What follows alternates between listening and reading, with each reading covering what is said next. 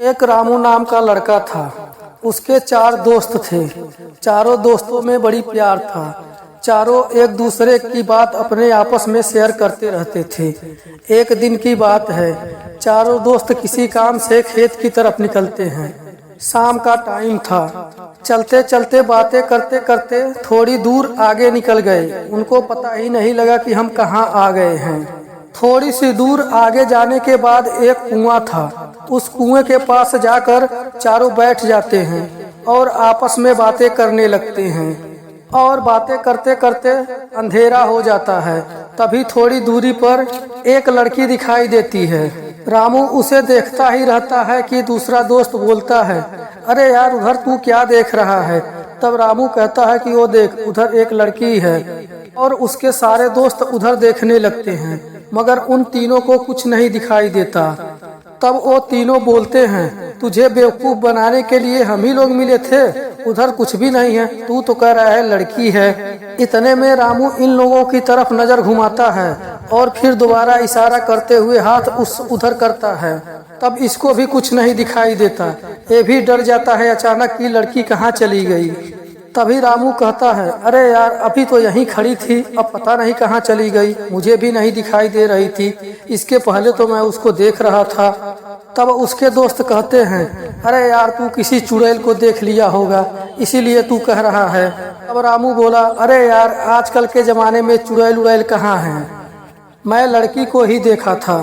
तब उसके दोस्त बोले, चल छोड़ जाने दे यार, हम लोग घर चलते हैं अब। और बातें करते करते चारों दोस्त घर चले जाते हैं। और घर आकर रामू खाना खाकर सो जाता है और आराम से सोता है। किसी चीज का उसे टेंशन नहीं था, ना लड़की देखने का ना कुछ।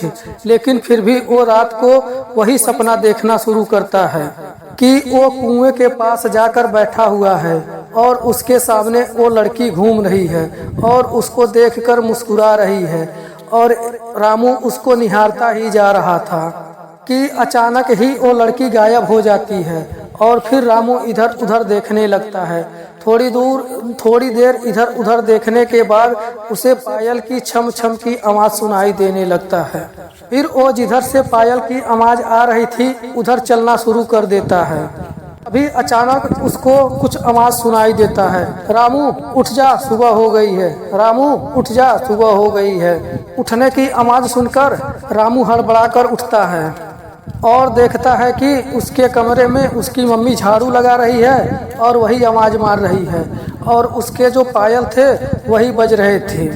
तब रामू उठकर अपना सभी काम निपटाकर अपने दोस्तों के पास जाता है और अपने दोस्तों से सारी बात बताता है सपने वाली, कि सपने में कैसे कैसे वो क्या क्या चीज देखा। तब उसके दोस्त उसको समझाने लगे और बोलते हैं कि हम लोग कल वहाँ घूमते घूमते चले गए थे ना, और भूत प्रेत की बात कर रहे थे, तो हो सकता है इसीलिए ऐसा हुआ होगा। और उस समय वो अपने दोस्तों की बात सुनकर चुप हो जाता है और फिर सभी लोग इधर उधर की बातें करने लगते हैं। और इसी तरह शाम हो जाती है, सब अपने अपने घर चले जाते हैं और रोज की तरह खा पीकर रामू सोने चला जाता है और उसे नींद भी अच्छी आ जाती है। कुछ इधर उधर की बातें नहीं सोचता है और कहता है कि चलो कोई बात नहीं। लेकिन फिर रात को वो सपना देखना शुरू करता है कि वो उसी कुएं के पास बैठा हुआ है और उसके सामने एक लड़की खड़ी है और लड़की उसको देखकर मुस्कुरा रही है और रामू भी उसको देखकर मुस्कुरा रहा है। फिर धीरे धीरे चलते चलते लड़की उसके पास आ जाती है और उससे बोलती है, आप कौन हो? तब रामू कहता है, मैं रामू हूँ, तुम कौन हो? तो लड़की बोली, मैं सुलोनी हूँ और पास के गांव में रहती हूँ। तब रामू बोला, चलो ठीक है कोई बात नहीं। और दोनों बातें करने लगते हैं और बातें करते करते अपने प्रेम का इजहार भी कर देते हैं कि अचानक रामू की माँ उसको आवाज लगाने लगती है, रामू उठ जा बेटा सुबह हो गई है। तब रामू फिर हड़बड़ाकर उठता है और इधर उधर देखने लगता है। फिर सोचता है कि फिर वही सपना आया। फिर अपने आप तैयार होकर अपने दोस्तों के पास जाता है और रात वाली सारी बात उसको बताता है। तब उसके दोस्त उस गांव में जाने के लिए कहते हैं और कहते हैं कि चल पता करते हैं कि उस गांव में कोई सलोनी नाम की लड़की रहती है कि नहीं रहती है। तब एक दोस्त बोला, रहने दे यार, ये सपना ही देखा है ना, कोई हकीकत में तो नहीं ना उससे मिला है, सपना किसका सच हुआ है।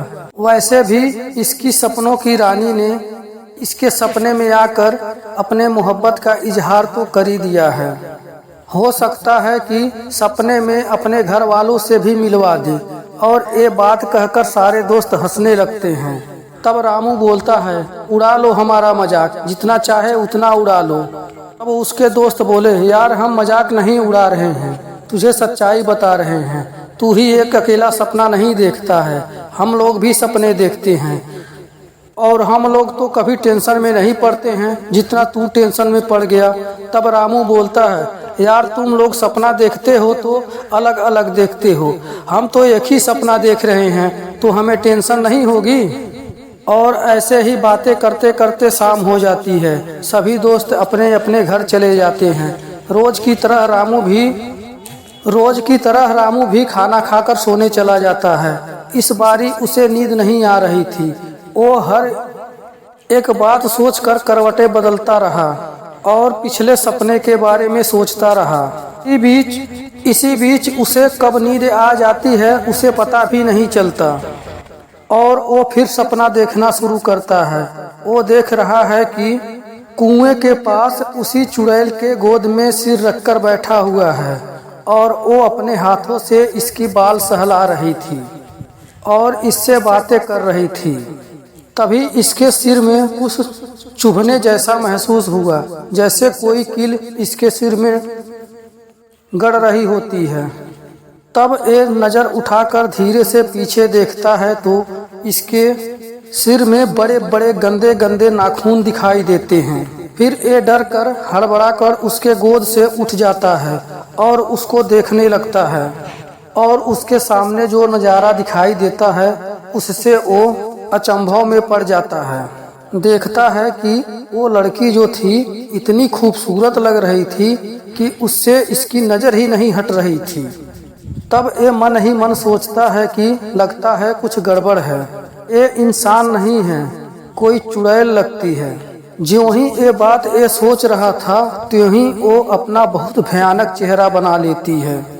अब रामू के सामने एक हड्डियों का ढांचा खड़ा था जिस पर कोई मांस नहीं था और वो हड्डियों का ढांचा अपने आप चल रहा था।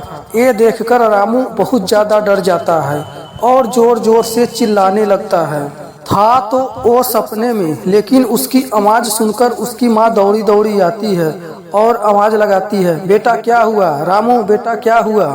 तब वो अचानक उठ के खड़ा हो जाता है और कहता है, मम्मी कुछ नहीं हुआ, हमने कोई गलत सपना देख लिया है।